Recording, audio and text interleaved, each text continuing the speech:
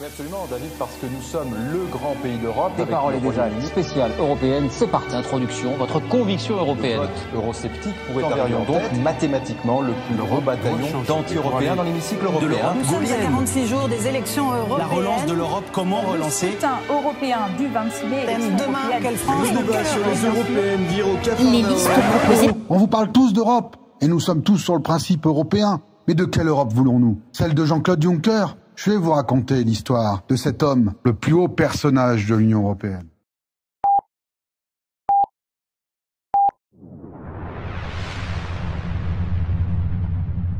Bien, merci à tous de nous lire, de nous écouter. Heureusement qu'il existe aujourd'hui les médias en réseaux sociaux tels que La Voix de Partici pour vous titiller et vous rappeler que vous avez un cerveau.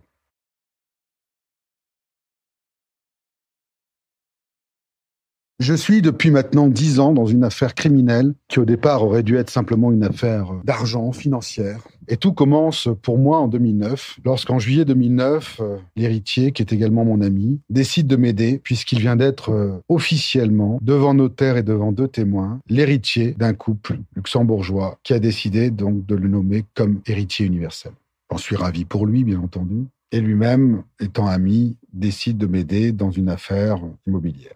Cette affaire donc commence en juillet 2009 et cette donation ne se fera jamais, ni pour lui ni pour moi, jusqu'en février 2011 où la veuve comprend également que l'héritier n'a absolument rien reçu et demande au notaire, le même notaire qu'en 2009, de relancer cette donation. Sous des prétextes fallacieux du notaire, cette donation ne sera pas faite et je découvrirai la veuve en novembre 2011, croupissant dans une maison de retraite, à moitié droguée et surtout, ce qui est le plus important, lorsque j'arriverai dans cette maison de retraite, elle sera notée au crayon papier au lieu d'être notée au bic comme toutes les autres personnes. Ça attire mon œil parce que lorsque j'arrive pour lui dire qui je suis, elle ne me reconnaîtra pas tout de suite. Je me rends compte que je suis encerclé d'assistantes, d'aides-soignantes et je leur demande surtout depuis combien de temps elle est là. Et on me répond, elle est là depuis 8 mois. 8 mois correspond en réalité à 1 mois à l'hôpital après février 2011 et 8 mois dans cette maison de retraite. Ayant fait mon enquête en parallèle, j'avertis l'héritier qui me répondra à ce moment-là que c'était pas possible parce que lui-même avait appelé cette maison de retraite et avait bien qualifié cette dame.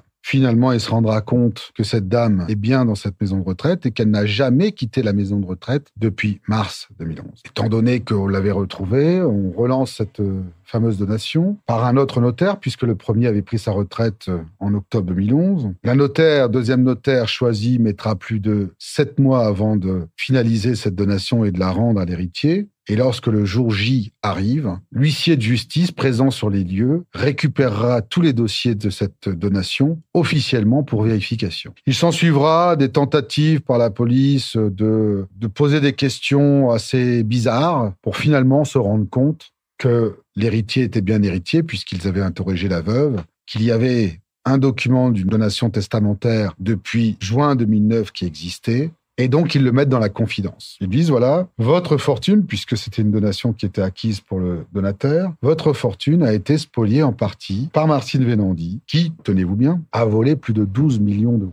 Et je le répète ici, cette dame est toujours en fonction à cette heure. Le policier continue en disant, bien entendu, on va vous rendre cet argent, il faut que cet argent puisse être rendu en même temps que la donation. Quand l'héritier me parle donc de la façon dont cet argent allait être rendu, je lui dis non, mais normalement tout doit être rendu dans le sens où la première donation qui a été actée doit être rendue et le reste sur un compte séquestre. On ne m'écoutera pas. Et puis on voit qu'on essaye de faire traîner les choses et je décide de porter plainte le 16 août 2012 pour un certain nombre de chefs d'inculpation. D'abord, bien sûr, contre le notaire, notamment pour détournement d'actifs, pour spoliation, non remise de cette donation, mais également, je décide de porter plainte pour écoute illégale parce que nous savions que nous étions écoutés sur un certain nombre de points qui ne pouvaient pas être entendus si, effectivement, on n'était pas là avec des petites oreilles, dans mon immeuble. À partir de ce moment-là, 1 mois plus tard, cette affaire devient politique. Monsieur François Biljeune, ministre à l'époque de la Justice, décide de rencontrer l'héritier en lui disant « Écoutez, on ne veut pas de scandale sur la place, donc bien entendu, on va vous rendre cet argent, on va bien sûr vous indemniser, c'est normal, mais on va faire le nettoyage, on va vous le rendre en une seule fois, alors partez en vacances, ne dites rien à personne, et quand vous reviendrez dans 1 mois, tout sera propre. » En réalité, l'héritier ne partira pas en voyage, et 1 mois plus tard, il ne se passera passera strictement rien, sinon qu'il continue à signer, parce que c'est très important, c'est comme ça qu'on connaît les fonds, il continue à signer tout ce que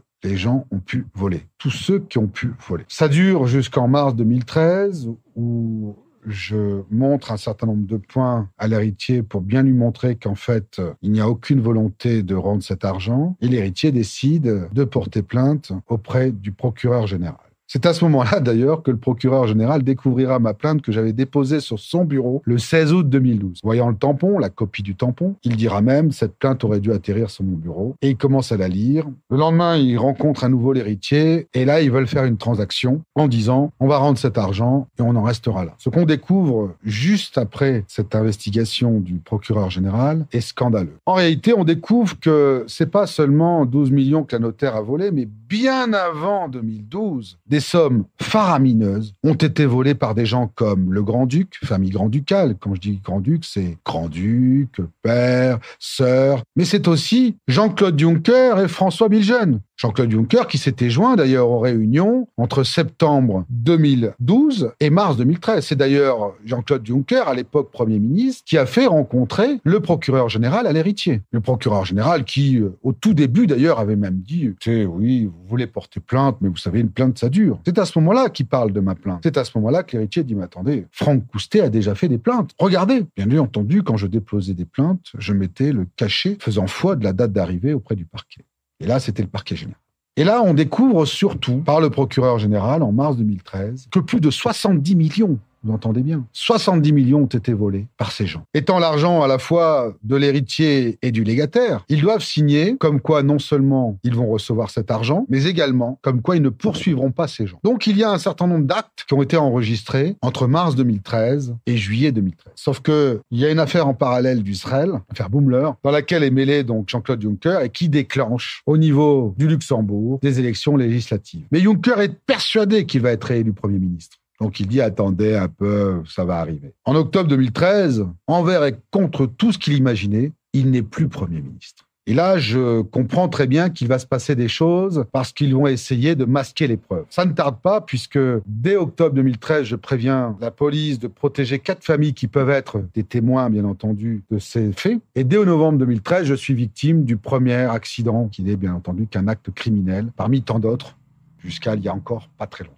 En fait, depuis octobre 2013 jusqu'en mars 2014, l'héritier n'aura de cesse de vouloir négocier avec le gouvernement en place, qui est celui de M. Xavier Bettel, toujours en place aujourd'hui, qui ne répondra pas. Je saisis la justice en octobre 2014, en juillet 2014 plus exactement, où je demande, bien entendu, en tant que partie civile, parce que tout simplement, je suis à la fois mandaté par la famille héritière, mais je suis également directement impliqué par une créance que je peux avoir. Le juge décide, au vu de mes éléments, en sachant que de mon côté, je n'avais pas fait la chronologie des faits dans ce sens, mais décide, bien entendu, de faire une enquête criminelle. Peu de temps après, j'apprendrai que le légataire, contrairement à ce qu'on m'avait raconté, n'était pas mort en juillet 2010, mais en juillet 2009. Et là, tout s'éclaircit puisque nous avons été victimes d'un certain nombre de faits criminels dans cette période avant d'avertir la justice. Quels sont ces faits? Très importants. En réalité, c'est en juin 2009 que cette donation-légation a été faite. Elle ne sera jamais déposée par le notaire de l'époque, Jacques Delvaux, pour ne pas émettre un certain nombre de réserves, puisque en réalité, ils auraient dû à ce moment-là mettre toute la fortune de ces gens sur le papier, et par conséquent, ils ne pouvaient plus le faire puisque cet argent avait été volé pour une bonne part depuis 2004-2005, et par conséquent, ils ont préféré annuler ce testament. Ils l'enregistreront jamais, mais ils pensent qu'il n'y aura jamais d'autres donations. En février 2011, lorsque la veuve décide de relancer par une nouvelle donation, en fait, pour elle, c'est de terminer cette donation ouverte depuis 2009. Lorsqu'en 2011, donc, la veuve demande au notaire de bien vouloir, en fait, faire cette donation, elle sera victime à son tour d'une chute. Elle sera dans un hôpital dans un état quasi définitif. On pense qu'elle va mourir. Et là, le notaire joue à nouveau sur la corde sensible. Écoutez, vous pouvez attendre. Dans tous les cas de figure, vous êtes l'héritier. Donc, si vous ne touchez pas la donation, vous aurez l'héritage.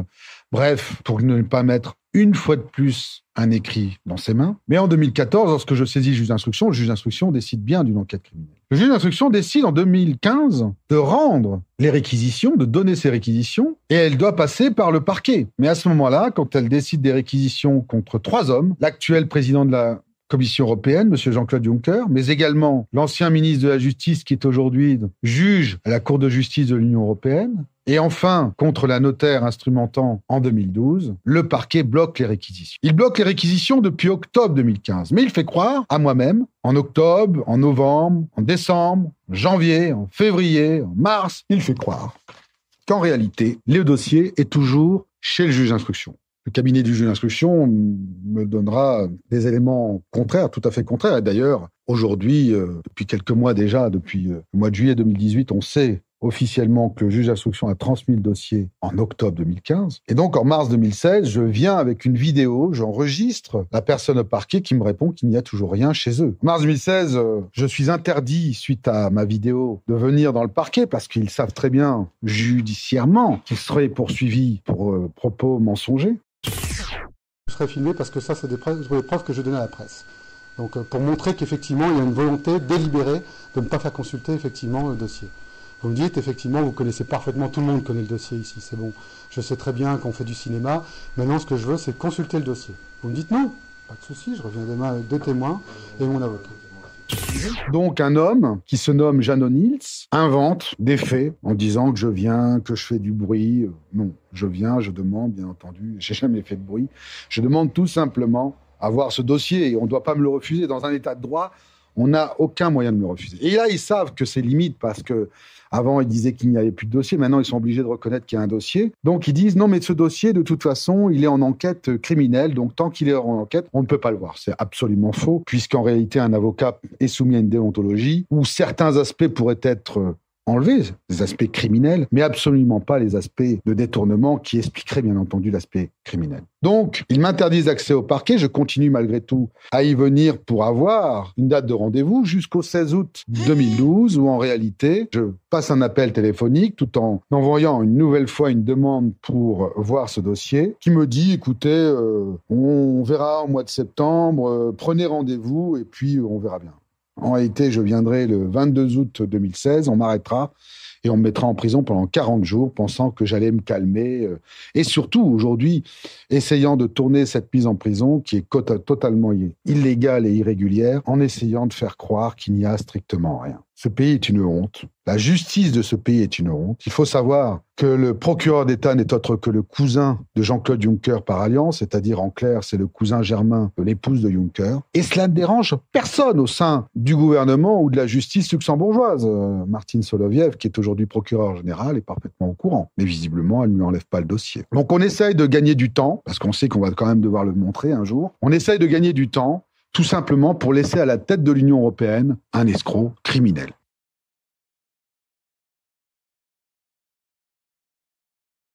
Car oui, j'avais oublié de vous dire que le légataire s'est suicidé en 2009. Qu'en 2014, lorsque je préviens le procureur d'État et que je lui dis que je vais saisir un juge d'instruction français, et je pouvais parfaitement le faire, normalement il aurait eu toute compétence pour le faire, ils ont vendu très rapidement la maison dans laquelle se trouvait le bureau dans lequel se trouvait la moquette. Moquette qui, bien entendu, aurait pu donner des signes comme quoi il n'y avait pas eu un suicide. Tout ça s'est vendu très très rapidement. Entre le mois de mars et le mois de juin, la maison dans laquelle se serait suicidé le légataire a été vendue pour une bouchée de pain.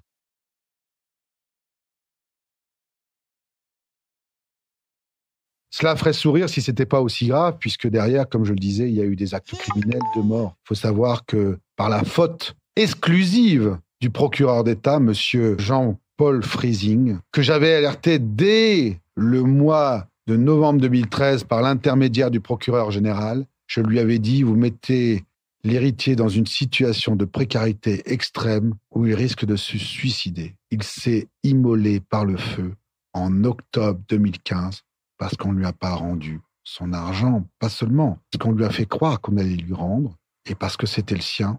Il avait attendu déjà plus de 6 ans. Scandaleux. Cette affaire est une honte pour l'Europe, est une honte pour le Luxembourg, où vous avez un président de la Commission européenne qui va entamer des infractions contre la justice, contre la Pologne pour leur justice, ou qui va faire des commentaires sur la justice en Italie en disant qu'elle est corrompue, qu'il regarde devant sa porte, dans son pays, où il a été Premier ministre pendant plus de 18 ans, et où sont à des postes clés des gens qui tantôt sont des cousins, comme lorsque j'ai été appelé par l'organisme de compliance de l'État, le CSSF, qui n'était autre que M. Benoît Juncker, ou encore le procureur d'État qui n'est autre que le cousin par alliance, ou encore tous ces copains, tous ces gens qui ont tourné autour de M. Juncker pendant plus de 18 ans. Cette affaire est une honte, il faut la relayer. Il faut que le grand-duc et sa famille abdiquent, qu'ils soient jugés, qu'ils rendent l'argent également.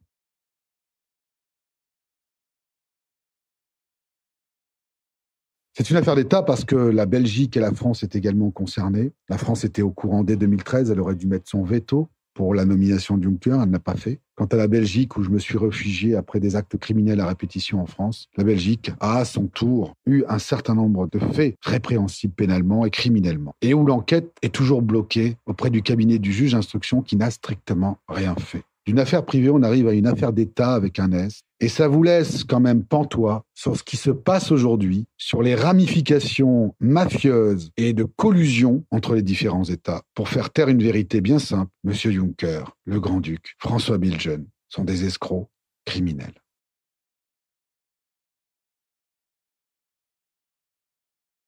Ils sont plutôt gênés aujourd'hui parce que la diffamation voudrait dire que c'est faux. Alors ils savent très bien qu'il y a une enquête actuellement, qu'il devrait être arrêté déjà depuis un certain temps, puisque normalement, si le parquet avait fait son travail, en octobre 2015, le juge d'instruction commençait par la fin, c'est-à-dire celle qui a été faite par acte juridique, de savoir où est passée la donation qui aurait dû être faite le 11 juillet 2012 et savoir pourquoi ils l'ont effacée. Donc évidemment, monsieur François Bilgen, Jean-Claude Juncker et Martine Vinandi auraient dû être en prison pour le premier fait des détournements, et ensuite le juge d'instruction aurait poussé plus loin, comme par exemple dans l'affaire Daval, pour voir s'il n'y avait pas eu d'autres incidents. Évidemment, c'était un début de cette arrestation, en vue d'ailleurs d'aller chercher derrière les éventuelles morts suspectes. Je le répète, il n'y a pas eu que détournement.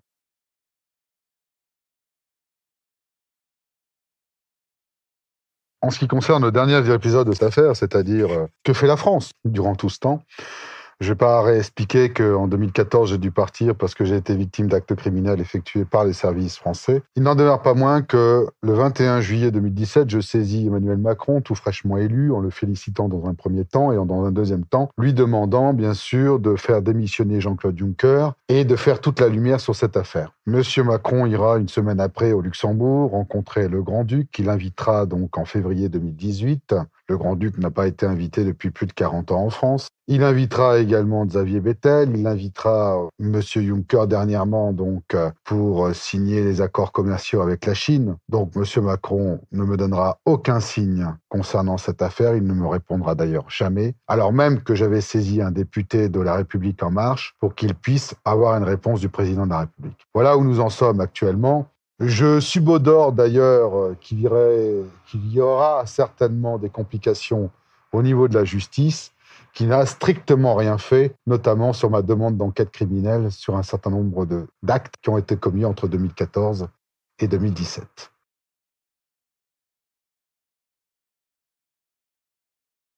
Merci à la Voix de Portici de relayer cette information auprès de vos auditeurs. Il faut qu'ils sachent également, et j'en ai eu la preuve, encore une fois, comme je disais, j'étais un Français comme les autres, je pensais que tout était clair, que les conspirations, ça existait que dans les films. Moi, ce que je peux vous affirmer aujourd'hui, c'est que j'ai fait plus de 22 pages de journalistes, dont certains, j'ai leur numéro de portable, et qu'à ce jour, il n'y a eu aucun mainstream qui a relancé ou qui a relaté cette information, comme quoi M. Jean-Claude Juncker faisait l'objet d'une enquête criminelle.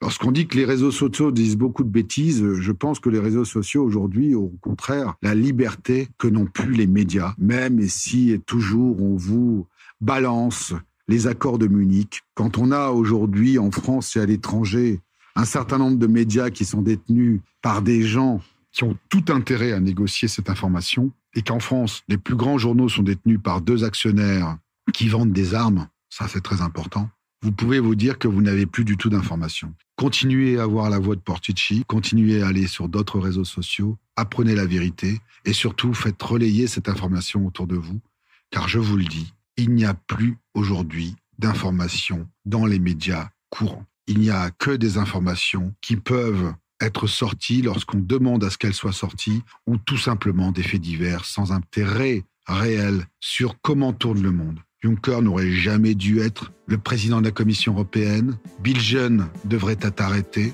également. Et la notaire ne pourrait normalement plus instrumenter dans un pays de droit.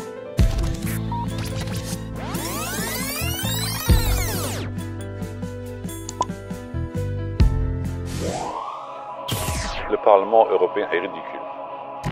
Très ridicule. Je salue ceux qui se sont donné la peine d'être en salle. Mais le fait qu'une trentaine de députés assisent à ce débat démontre à suffisance que le Parlement n'est pas sérieux.